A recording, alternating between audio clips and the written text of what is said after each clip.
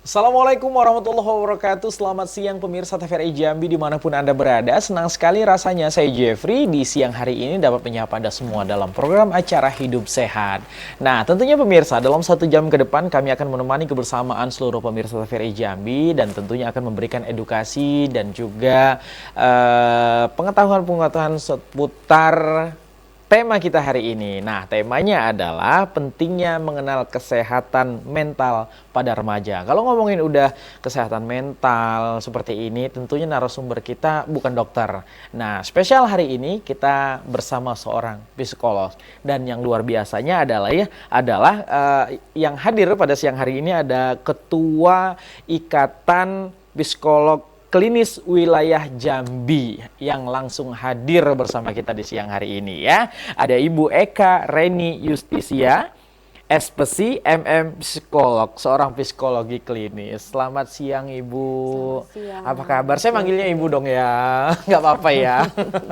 Apa kabar Ibu? Sehat? Alhamdulillah sehat. Sehat. Terima kasih loh udah hadir di TVRI Jambi buat menyapa seluruh pemirsa nih Ibu. Terima kasih banyak. Terima kasih juga dikasih kesempatan untuk bisa hadir pada kesempatan hari ini. Ini luar biasa banget. Kita hari ini akan ngebahas masalah kesehatan mental Ibu. Jadi kami mengajak seluruh pemirsa di rumah yang mau bergabung bersama kita di sini bersama Ibu Reni. Saya manggilnya Ibu Reni Bu ya. Langsung saja di line telepon 0741666385. Seperti biasa tuh nomor teleponnya udah muncul, jadi langsung aja nanti. Tapi sebelum kita lebih jauh ngebahas tentang mental-mental para remaja atau Gen Z kita nih hari ini ya Bu ya. Ini kenapa nih kita harus menarik sekali nih sepertinya harus ngebahas masalah kesehatan mental ini dong. Dari seorang psikologi klinis, salah satu senior yang ada di Jambi ya, sebagai ketuanya nih hari ini ya. Gimana Ibu? Boleh cerita dulu dong ini. Sering ya lontaran seperti kena mental lu gitu ya. Iya nih, ini sakit nih mental nih. Sering banget itu tuh. Kena nih mentalnya gitu ya, atau seloroh-seloroh Jambi lah, seperti itu sering kita dengar.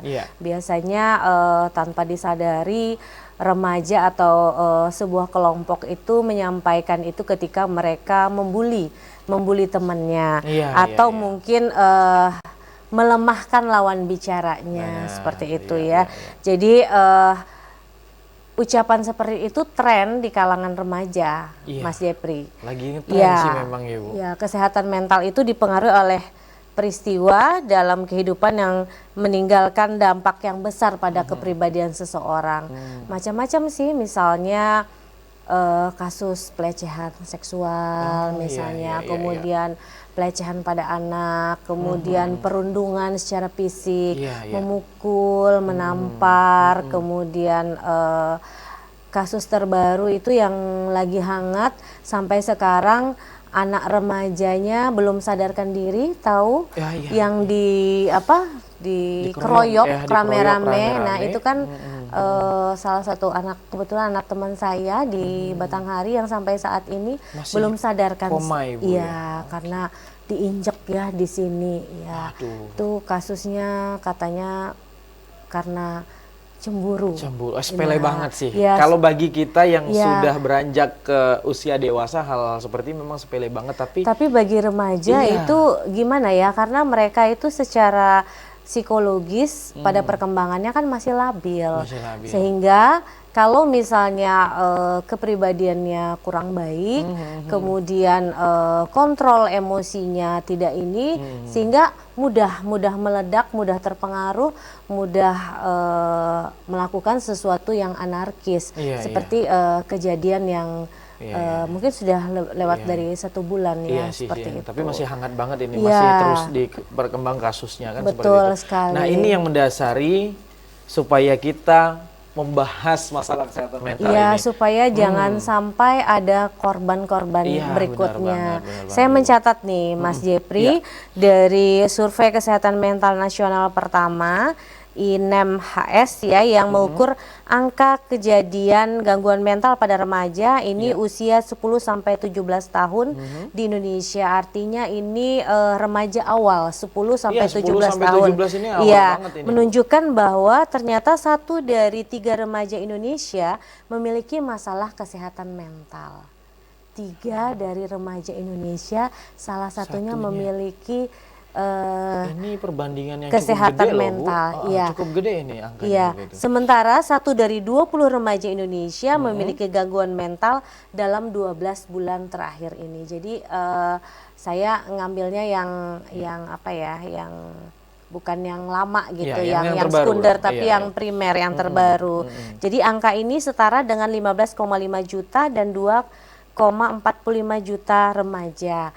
Remaja dalam kelompok ini adalah remaja yang terdiagnosis dengan gangguan mental sesuai dengan panduan Diagnostic and Statistic Manual of Mental Disorder edisi 5. Jadi kami itu untuk menentukan atau mendiagnosa, menegakkan diagnosa itu menggunakan DSM. DSM 5 yang menjadikan panduan penegakan diagnosis gangguan mental di Indonesia. Jadi misalnya berapa lama dia mengalami kecemasan, misalnya 2 minggu, kemudian gejala-gejala apa lagi yang muncul. Nah, itu kita lihat di panduan penegakan diagnosis DSM 5 ini. Jadi hasil penelitian ini juga menunjukkan bahwa gangguan mental yang paling banyak diderita oleh remaja adalah yang pertama itu gangguan cemas. Ya, gangguan cemas ada, fobia sosial dan gangguan cemas menyeluruh. Fobia sosial itu kan kecemasan yang berlebihan dan takut terhadap situasi sosial. Iya, benar. Jadi fobia ini lebih arahnya ke introvert nanti, Bu ya. Iya. Kemudian itu 3,7%. Saya catat, saya takut salah untuk menyampaikan karena ini memang riset data ya. Kemudian lagi diikuti oleh gangguan depresi mayor 1,0%, kemudian gangguan perilaku 0,9%, serta gangguan stres pasca trauma PTSD. Nah, PTSD ini saya cukup banyak menangani kasus-kasus pelecehan seksual yang ada di Kabupaten Batanghari, baik itu dulu saya tergabung dalam UPT Perlindungan Anak, DPPKB P3A, dan juga langsung diminta dari PPA Kepolisian, unit PPA dari Kepolisian itu dalam sebulan itu bisa ada 2, ada 3 korban yang saya tangani, terutama rata-rata anak-anak di bawah usia 17 tahun. Kenapa itu harus ke psikolog? Karena untuk naik ke jaksa penuntut umum, mereka tidak mau kalau tidak ada hasil pemeriksaan dari psikologi, dari hasil pemeriksaan psikologi. Karena mereka mau melihat di sana kognitifnya seperti apa, kemudian kognitifnya ya, kemampuan berpikirnya seperti apa, apakah bisa menjelaskan kronologis kronologis yang mereka alami. Selanjutnya setelah dari kejadian itu apakah ada mengalami trauma yang, nah itu yang istilahnya PTSD tadi ya. Dan gangguan pemusatan perhatian dan hiperaktif ADHD masing-masing sebesar 0,5%. Oke, ini udah by data semua. Ternyata semua. Memang sudah ada penelitiannya, dan ternyata Gen Z kita, generasi-generasi muda apalagi yang awal banget mulai dari usia 10 tahun sampai 17 loh. Ini usia-usia remaja banget, yang masih anak-anak, yang masih mulai baru sekolah SMP atau jenjang SMA, tapi ternyata sudah ada gangguan kesehatan, problem mentalnya seperti apa. Ini akan kita bahas lebih lanjut, Ibu ya. Nah, kita break terlebih dahulu pemirsa, tetap bersama kami dalam program acara Hidup Sehat. Kami akan kembali setelah pesan-pesan berikut ini.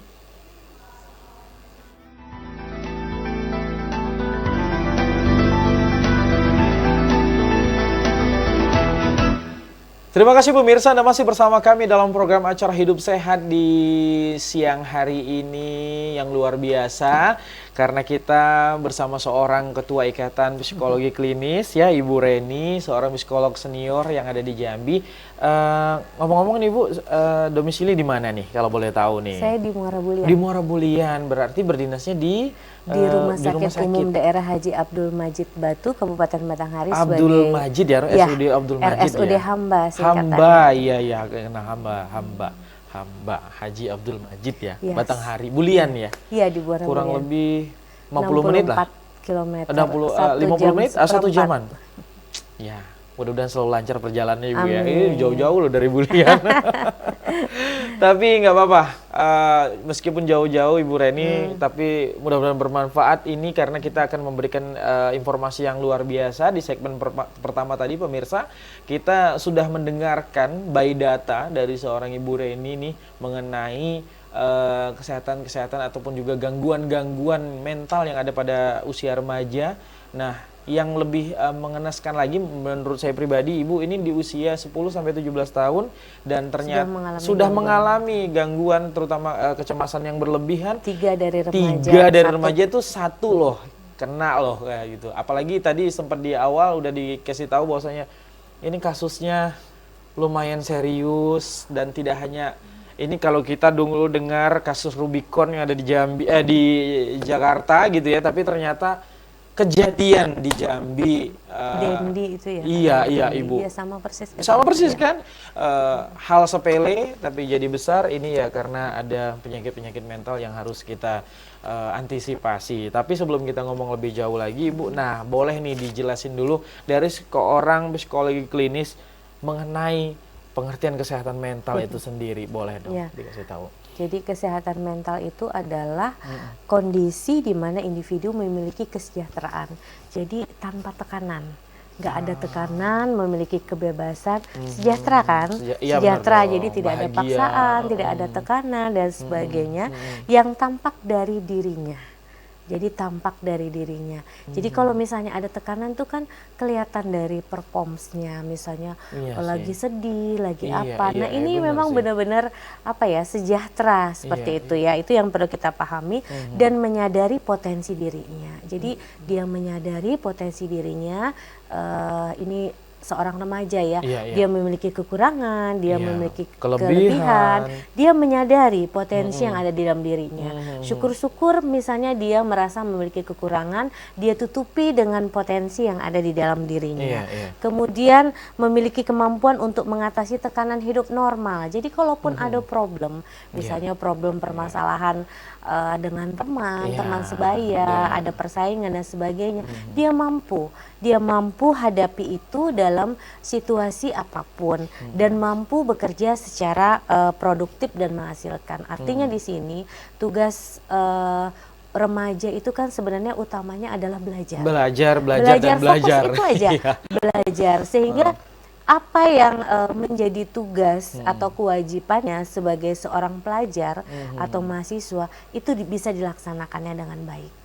Itu bisa dilaksanakannya dengan baik dan kalau misalnya dia memiliki masalah atau problem, dia bisa mengatasinya dengan baik dan syukur-syukur dia bisa memberikan kontribusi di dalam komunitasnya. Nah itu yang penting, itu sehat mental. Itu sehat mental banget tuh yang seperti itu. Pertama sejahtera, kemudian dia memahami potensi yang ada di dalam dirinya. Kemudian kalaupun dia ada masalah, dia bisa mengatasi permasalahan itu dengan baik dalam situasi apapun. Ya, syukur-syukur dia bisa bermanfaat untuk bagi lingkungannya, circle-nya, komunitasnya gitu. Nah, itu aja sederhananya. Sederhana banget ya Bu ya. Tentang kesehatan mental. Tapi kalau anak-anak Indonesia khususnya di Jambi seperti ini semua, wow luar biasa banget dong ya. Tapi yang menjadi pertanyaan adalah tidak semua anak bisa menyadari ini. Betul sekali. Iya kan? Benar ya Bu ya? Tentunya itu ada kaitannya dengan pola asuh. Pola asuh. Ini panjang nih kalau kita ngomongin itu nggak cukup 1 jam. Tapi Bu, gimana nih? Tentunya ada gejala-gejala dong ya. Kalau tadi secara ideal kita udah dijelaskan nih sama Bu Reni mengenai orang-orang generasi-generasi muda kita, remaja kita yang punya kesehatan mental tuh seperti ini loh gitu. Tapi ada nggak nih juga tanda-tandanya ataupun gejala-gejalanya bagi anak-anak kita seperti yang Ibu bilang di awal tadi, oh ini kena nih mentalnya nih. Iya, oke. Yang pasti ada. Yang pertama adalah perubahan perilaku. Ini jelas banget sebagai orang tua harusnya kita bisa melihat ya perubahan yang terjadi pada anak apabila mereka memiliki masalah atau terganggu mentalnya. Yang tadinya mungkin ceria, kemudian mungkin komunikatif, kok ini nggak biasanya seperti menarik diri, mengurung diri di kamar, malas makan. Kalau ditanya jawabnya cuman sepatah-sepatah. Iya. Jadi dari perubahan perilaku itu nampak jelas terjadi dan Oke. sebenarnya sebagai orang tua kita harus peka dalam hal ini ya. Kemudian selain perubahan perilaku juga perubahan mood ya. Perubahan mood ini berubah-ubah ya. Kadang sebentar mungkin Ya jadi mudian ya. iya, mudi-mudi ya. Jadi ini memang tanda-tanda misalnya anak ini mengalami depresi atau mungkin gangguan kecemasan dan sebagainya. Seperti itu. Selanjutnya adalah anak yang mengalami gangguan mental itu biasanya sulit untuk berkonsentrasi. Sulit untuk Iya, sulit untuk berkonsentrasi. Padahal Kan misalnya remaja ini punya masalah tuh, Iya, apalagi masalah dengan teman sebayanya atau mungkin kelompok. Dia jadi malas makan Iya. atau mungkin susah tidur. belajarnya ya. jadi nggak fokus. Iya, belajar jadi nggak fokus dan sebagainya. Itu kan akan berdampak Iya, seperti itu ya. Kemudian juga terjadinya penurunan berat badan. Memang sih tidak semua, tapi kebanyakan seperti itu yang Karena mengalami malas makan ya. Iya, malas makan sehingga nanti apa ya, keluhan-keluhan fisik itu akan muncul, Mas Iya dong, Yepri. benar, Misalnya pusing, Iya. karena kan oksigen, suplai oksigen Ke ke otak otak itu berkurang. iya. Heeh. Makan males, minum males, males. mikir terus mikir yang tidak berkesudahan, Benar. tidak ada solusi seperti masalah itu berat sekali mereka pikirkan, padahal Iya. seandainya mereka mau sharing dengan orang tua atau mungkin dengan profesional ahli, mungkin masalah itu tidak seberat yang mereka bayangkan. Iya. Nah, ada juga yang lebih parahnya, Mas Jepri, Iya. gejala gangguan Gangguan mental pada mental ini remaja ya. ini adalah menyakiti diri sendiri, seperti istilahnya self harm ya. Iya. Seperti Iya, ini ya. iya, benar, Saya benar. Saya pernah punya dengar itu, Bu. salah satu Pasien. klien, ya, Klien. pasien itu korban dari orang tuanya yang berpisah, bercerai. Iya.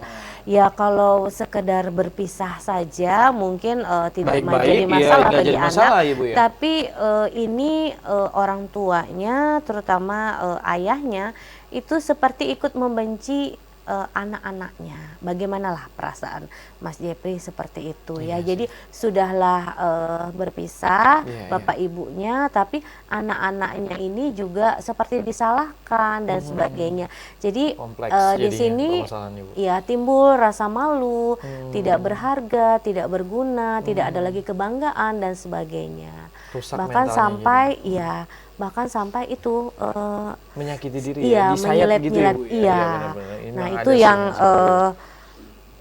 yang sangat kita khawatirkan sekali. Bahkan sampai jangan sampai mengakhiri hidupnya. Iya. Saya pernah menerima beberapa telekonseling. Biasanya kami secara nasional gitu ya, ada semacam program-program dari Ikatan Psikolog Oh, ada Klinis. program layanannya. Iya, Iya, program iya. layanannya itu ternyata remaja yang ada di kota besar, saya kan tidak menutup kemungkinan hanya wilayah Jambi ya, tapi kita iya. seluruh Indonesia. Iya. Jadi saya pernah terima dari pasien dari Tangerang, dari Jakarta. By Itu phone, Ibu, ternyata ya? ya by phone. Mereka itu dengan usia belia tadi yang 10 sampai 17 17 ya, ya. itu problematikanya itu sangat berat sekali. Jadi kalau saya bandingkan dengan problematika yang ada di remaja di wilayah Jambi, itu oke. tidak seberapanya dibandingkan di kota besar. Wow, ini yang menarik nih pemirsa ya. Ternyata Ibu Reni tidak hanya menangani remaja-remaja yang ada di Jambi, tapi melalui Ikatan Psikolog ini ya, ada, Indonesia. ada program telekonseling gitu menerima kita. juga konsulan dari para remaja-remaja yang ada di luar kota Iya, Jambi. di kota-kota besar Kota-kota terutama. besar ya. Problem mereka lebih kompleks. Boleh dong Bu cerita nih. Iya. Nah, kalau tadi kan kita remaja di Jambi, mungkin yang sudah diangkat di awal tadi adalah masalah bullying ya, yang seperti tindakan kekerasan dilakukan beberapa anak yang perundungan seperti itu. Nah, kalau ini kan memang kalau perundungan ini kita nggak bisa nggak bisa apa ya Bu, ya nggak habis lah buat dibahas. Ini dari zaman dahulu kala ya, bahasa saya tuh Bu, sampai sekarang itu pasti ada perundungan, baik itu di sekolah, di tempat bermain ataupun di tempat nongkrong, anak-anak itu pasti ada yang seperti itu kan untuk standarnya ya. Nah kalau tadi Ibu Reni mengatakan bahwasanya kalau di kota besar ini lebih berat lagi problemnya, ini seperti apa Ibu, boleh diceritain dong? Yang saya catat itu rata-rata permasalahan keluarga sih, permasalahan keluarga ya tadi seperti perpisahan antara ayah dan ibunya, kemudian kurangnya perhatian seperti itu, karena kurang perhatian sehingga pergaulan bebas dan segala macam gitu. Itu sih yang itu, Bu, saya ternyata bener loh Bu, yang ada di media sosial kemarin-kemarin ini sempat viral juga. Ternyata broken di kota-kota besar itu menjadi lifestyle katanya. Saya pikir itu hanya gimmick ya di media sosial. Ternyata dari seorang psikolog, pemirsa, kita dengar langsung bahwasanya broken itu memang pengaruhnya sangat besar Ibu ya. Pengaruhnya sangat besar sekali. Jadi mereka merasa apa ya, nggak punya orang tua lagi, perhatiannya kurang. Bahkan kalau misalnya orang tuanya menikah lagi, nanti mereka gimana diantarkan dan sebagainya, seperti itu, sehingga mereka itu meminta perhatiannya itu kepada hal-hal yang tidak negatif, kita harapkan ya, misalnya kayak narkoba, kemudian ya pergaulan bebas, seks bebas dan sebagainya. Nah itu yang di apa namanya di kota-kota besar itu problematikanya lebih kompleks sekali. Ya mungkin di wilayah Jambi juga ada, tapi mungkin tidak terekspos, tidak terangkat ya. Masih ada keengganan untuk datang ke profesional gitu ya, ke psikolog. Padahal sebenarnya jangan khawatir kalau misalnya datang ke kita kan memiliki kode etik ya. Jadi siapapun yang datang itu kerahasiaannya sangat terjaga ya, seperti itu. Luar biasa sekali pemirsa. Ini mengapa saya mengajak seorang psikolog hari ini untuk memberikan edukasi informasinya pemirsa, karena kesehatan mental dan kesehatan tubuh itu Bu Reni. Jadi buat pemirsa yang punya keluhan apapun itu mengenai kehidupan anak-anaknya, ataupun juga yang anak-anaknya langsung by phone di studio TVRI Jambi, boleh saja. Tapi sebelum kita lebih lanjut ngebahas tentang kesehatan mental, kita akan kembali setelah pesan-pesan berikut ini. Tetap di Hidup Sehat.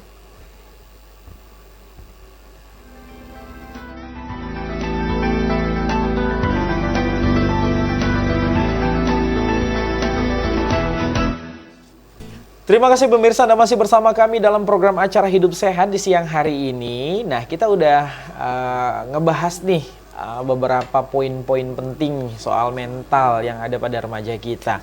Dan ternyata mental yang baik juga sangat diperlukan sekali. Dan bukan sangat diperlukan ya, penting banget Ibu ya. Penting banget buat dimiliki oleh setiap remaja. Tidak remaja saja, bahkan sampai orang tua kayaknya penting banget deh punya mental yang baik. Karena kalau mental itu nggak sehat, harapannya semakin usia kita bertambah, semakin matang, semakin bisa mengelola hal-hal yang negatif, yang tidak baik.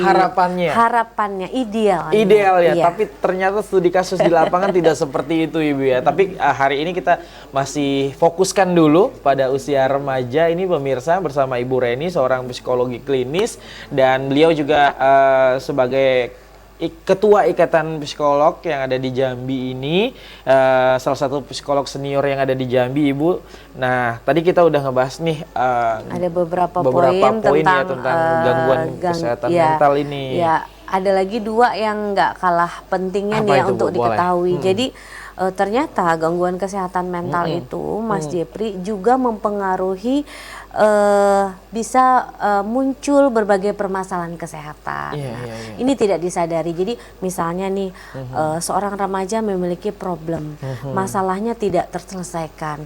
Kemudian muncul gangguan-gangguan fisik seperti perut kembung, kemudian palpitasi, jantung berdebar, selanjutnya kepala pusing dan sebagainya, itu dia tidak menyadari bahwa muaranya itu karena problem yang tidak bisa teratasi gitu di dalam dirinya, sehingga problem ini lama kelamaan berdampak atau berakibat pada keluhan fisiknya.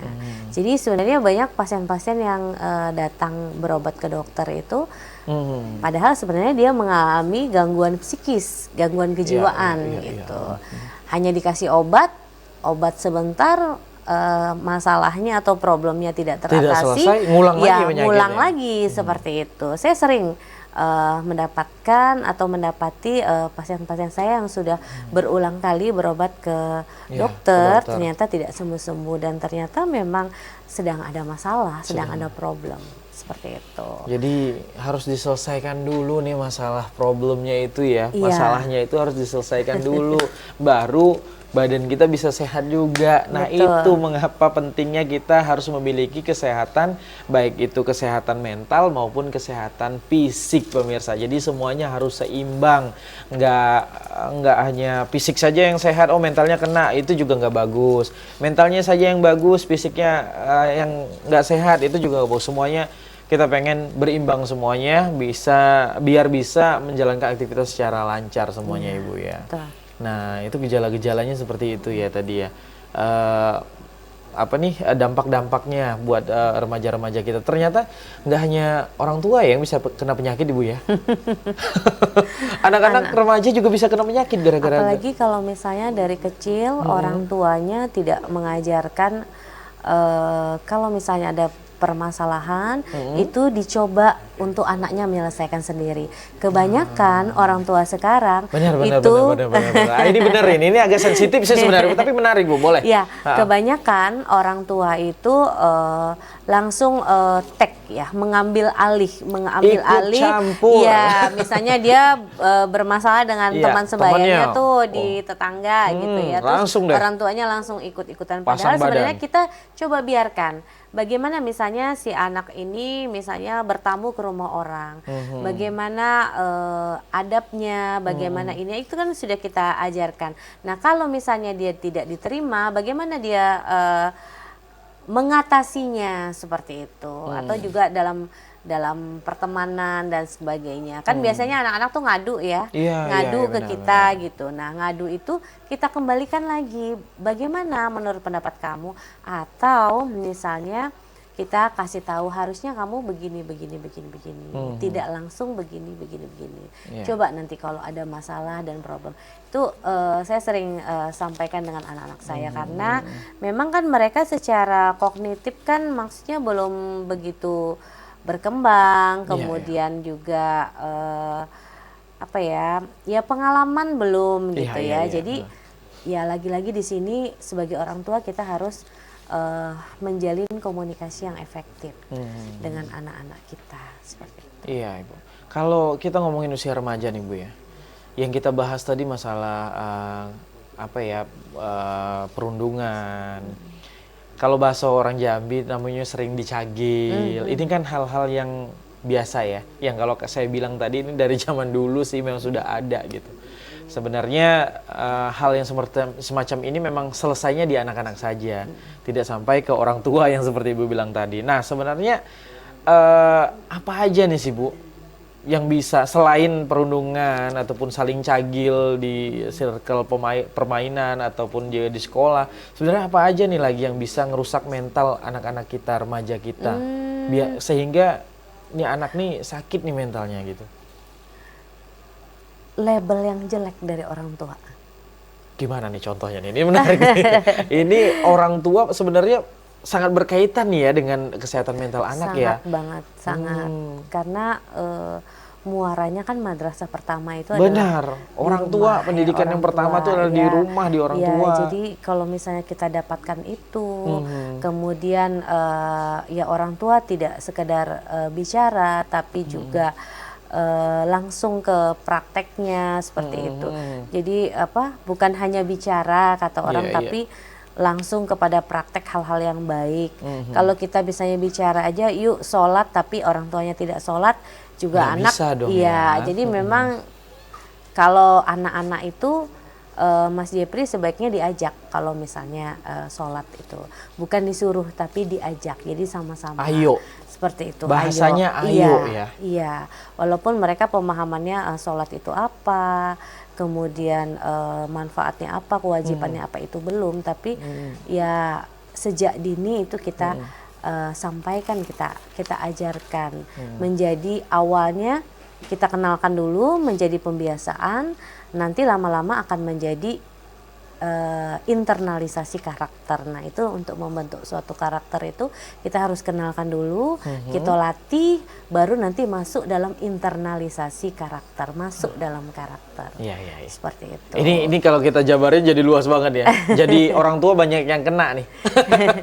Kemudian tadi yang label negatif label tadi, negatif dari orang tua secara ini tidak gimana sadar, mungkin karena kesibukan kita, karena masalah di luar di luar Kebawa kita ke masuk rumah. ke dalam, dibawa ke rumah, sehingga kita misalnya anak berulah kita langsung nge-labelin dia jelek, apa bodoh, dibilang, kemudian dibilang nggak pinter, kemudian bahasa orang sini apa tuh yang bahasa Jambi ya, yang nggak pantas gitu. Nah itu kan secara tidak langsung kognitif anak itu kan berpikir bahwa orang tuanya sendiri juga memberikan labeling yang tidak baik terhadap dia. Siapa lagi yang menghargai dia kalau bukan orang tuanya? Sehingga ya sudah, dia akan melakukan tindakan-tindakan negatif seperti yang disampaikan orang tuanya. Itu satu. Kedua, dalam agama juga kita disampaikan bahwa kalau kita berucap orang tua, ya hal yang jelek pasti juga akan jelek. Kalau hal-hal yang baik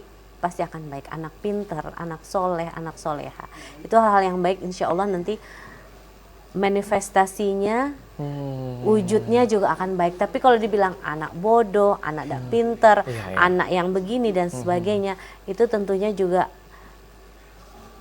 akan menjadi doa. Ini yang bisa membuat kesehatan mental para remaja kita menjadi tidak baik ya, tidak sehat tanpa mentalnya. disadari. Jadi disadari. Orang tua yang datang mengeluhkan anaknya bermasalah, berproblem, itu biasanya setelah sesi observasi dan wawancara selesai, sebelum saya memberikan penanganan lebih lanjut, itu biasanya saya sampaikan bahwa coba kita sebagai orang tua introspeksi. Kena deh. Selama ini bagaimana kita terhadap anak, terhadap anak-anak perilaku kita, sikap kita, apakah selama ini kita juga bisa menghargai anak, apakah selama ini kita sudah mengajarkan hal-hal yang baik pada anak, seperti itu. Kan tidak cukup hanya pemenuhan materi saja kepada anak, tapi juga perhatian, kasih sayang dan sebagainya itu mereka butuhkan. Nah, kalau ngomongin usia remaja yang kita bahas tadi kan usia 10 sampai 17 ini, Bu. Kemudian 17 sampai 21, ya 21 sampai berikutnya itu dewasa akhir. Kalau remaja akhir nih di usia berapa nih, Bu? Kalau 17 sampai 25 gimana nih? Udah masih pertengahan ya. Oke, pertengahan. Ini boleh nih dikasih pencerahan dulu. Mahasiswa itu ini kan mahasiswa kan 22 23 itu. Abis itu masuk ke dunia pekerjaan. Nah, kita rentan umur di 17 sampai 25. Boleh, Bu, sedikit ini pertanyaan saya.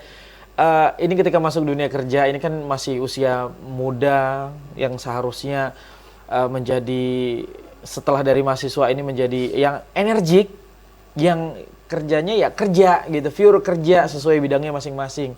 Tapi ya, tapi kadang di lapangan nih, usia-usia yang muda yang kita harapkan progresnya baik, bisa berkembang dengan baik, tapi terkadang di lapangan ada juga nih usia-usia remaja yang ternyata dunia kerja itu malah kerjanya malas-malesan, suka membandingkan kerjaan dia dengan kerjaan temennya. Nah, ini gimana nih? Yang hal semacam ini nih termasuk memiliki mental yang sakit juga atau gimana nih, Bu? Boleh dong. Karena persaingan kerja setelah selesai mahasiswa ini kan pasti ada nih. Gimana, Dok? Seperti yang saya sampaikan tadi, Mas Jepri, bahwa idealnya semakin bertambah usia kita itu Benar. tentunya harusnya lebih matang ya, Harus baik lebih dalam matang bersikap, ya. Ha-ha. berpikir dan berperilaku. Tapi kenyataannya tidak semua demikian. Nah, tergantung bagaimana dia mengisi, bukan mengisi kemerdekaan ya, bagaimana dia Iya, mengisi waktunya, waktu remajanya itu pada fase dia proses dalam pembelajaran, dalam perkuliahan itu dengan baik. Dan tentu saja ini tidak lepas dari support atau dukungan dari orang tua yang mengarahkan. Remaja ini kan banyak maunya. Dia melihat temannya seperti ini, aku coba gitu. Dia melihat seperti ini tanpa memikirkan resiko-resiko. Termasuklah dalam memilih jurusan perkuliahan misalnya. Nah, sebagai orang tua harusnya idealnya kalau misalnya memiliki anak yang ragu untuk memilih jurusan misalnya perkuliahan, itu sebaiknya diajak ke ahlinya untuk menentukan bakat minatnya Diarahkan misalnya lah ya, seperti Bu, ya. itu Baik, supaya baik. maksudnya nggak sia-sia. Nggak sia-sia. Kadang-kadang ada anak yang ikut-ikutan temannya fakultas ini benar. ternyata dia bukan bidangnya di Baik. sana Baik, seperti baik. itu. Oke, tahan dulu Ibu, kita break dulu. Pemirsa, tetap bersama Hidup Sehat. Kami akan kembali setelah pesan-pesan berikut ini.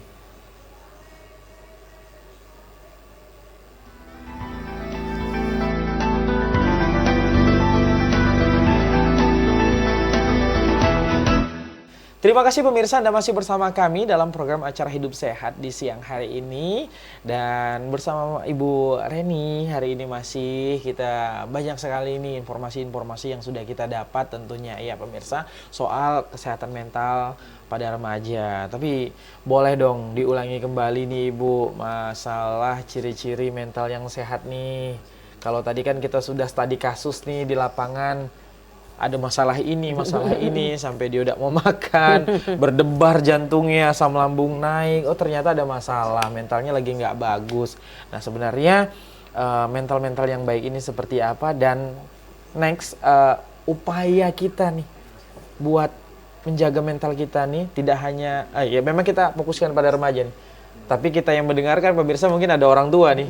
Orang tua biar punya mental yang sehat terus sih gimana juga. Silakan Ibu. Ya, baik. Ciri-ciri mental yang sehat tuh secara performance sebenarnya bisa kita lihat ya. Bisa ya, Maksudnya, kelihatan iya, ya. kelihatan misalnya ceria, tapi ceria nggak berlebihan Iya, seperti itu. yang nggak ketawa sendiri Iya, gitu. ikut aktif dalam berbagai kegiatan, misalnya dia di sekolah ikut aktif dalam berbagai kegiatan. Mau aja nih anak iya, ikut aktif, dalam OSIS, dalam kegiatan seni, dalam apa yang dia mencoba gitu, mencoba ekskulnya. untuk explore potensi yang ada dalam dirinya, nih ikut ya? lomba apa segala macam. Nah, itu salah satu ciri Yang baik mental ya. yang baik. Kemudian merasa lebih bahagia, lebih positif gitu. Hari-harinya ini dia hadapi dengan bersemangat. Kalaupun dia punya masalah, dia coba mengatasi masalah itu gitu. Tidak lari dari tanggung jawab, tidak lari dari masalah, bahkan masalah itu dia hadapi seperti itu ya.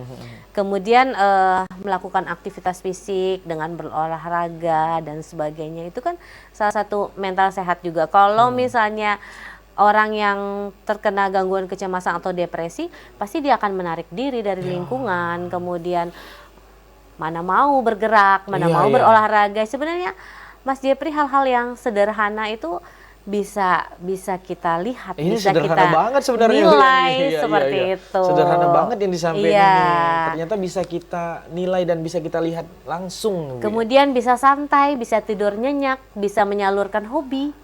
Itu termasuk salah satu. Wow. Iya, betul. Ternyata mental saya sehat banget.